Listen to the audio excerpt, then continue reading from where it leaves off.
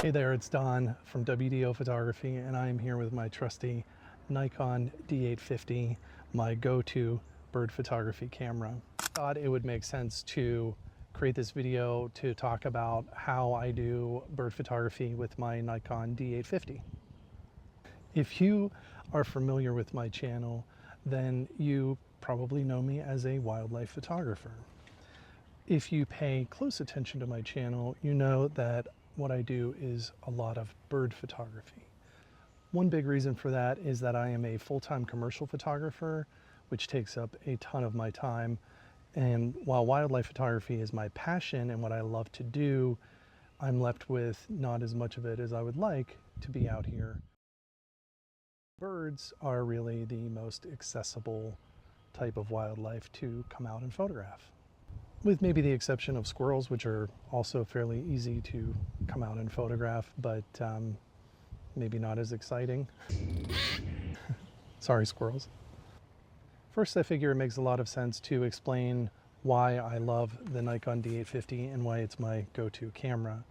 And a huge reason for that is really because I started as a Nikon photographer, and I've just always been a Nikon photographer, so I've stuck with it. It's expensive to change once you've established a system, so this is the system that I use. So let's talk about selecting a camera. You don't have to run out and buy the Nikon D850 as much as I love this camera. Any interchangeable modern mirrorless or even a slightly older DSLR, any camera that has come out in the past 10 years, any DSLR or mirrorless camera that's come out in the past 10 years is probably going to be a good starting point when it comes to selecting a good bird photography camera. The biggest thing that you really want to think about when buying a camera for bird photography is the speed that you can shoot at. And part of that means buying a camera with a good high ISO. This is why I use the Nikon D850. Nikon is really known for having good high ISO performance, and the D850 is probably the best that they have ever done in terms of high ISO performance. The next most important thing to think about is autofocus. And there are certainly a lot of cameras that beat the D850 in terms of their autofocus performance, especially modern mirrorless cameras that have things like eye detection for birds. And of course, the camera is only one piece of the puzzle. You also are then going to need a lens.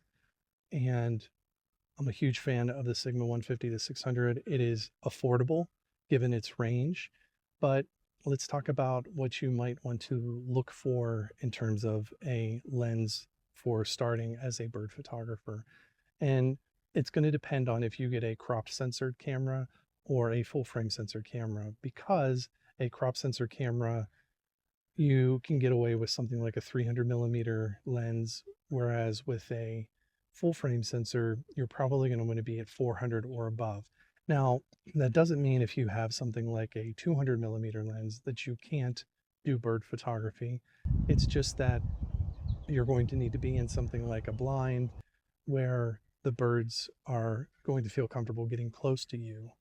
On the topic of lenses, I just want to say there are a bunch of super cheap, very long lenses available on Amazon.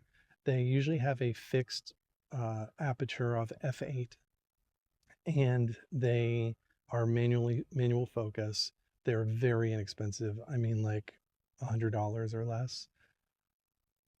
I would avoid those lenses. They're not very good. And again, they're manual focus. If you're just starting out, manually focusing on birds is going to be tough. Now, if you're a long-time birder and you're used to focusing your binoculars, maybe it won't be so difficult for you, but I would still avoid buying one of those lenses. In terms of what gear to buy, or more so ways to save money when buying gear, I would look at buying used. Any camera that's been made in the past 8 to 10 years is going to have pretty good performance in terms of its high ISO and the autofocus capabilities of that camera. You've got your camera, you've got your lens. The next step is to go find the birds. So watch this video to find out how to do so with the Nikon D850.